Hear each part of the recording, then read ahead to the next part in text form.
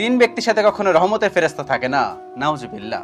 মনে রাখবেন, একজন ব্যক্তির সাথে সর্বনিম্ন 20 জন ফেরেশতা থাকে তাকে সেভ করার জন্য। আপনি যখন রাস্তায় চলাচল করছেন তখন দেখবেন সেখানে চলাচলের রিস্ক থাকে, সেখানে অ্যাক্সিডেন্টের ভয় থাকে।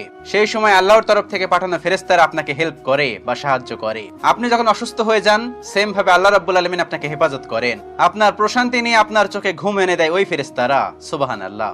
সেই ফেরেশতারা 3 ধরনের লোকদের কাছে আসে না। কারা এবার ভাবেন তো কি অবস্থা হবে আপনার? যার সাথে ফেরেশতা নেই তার সাথে সবসময় শয়তান বসবাস করে এবং তার স্থান হবে জাহান্নাম। খুব ইম্পর্টেন্ট একটি মেসেজ যেটা আপনাদেরকে দিচ্ছি, এটি আমাদের রাসূলের হাদিস, সহিহ হাদিস।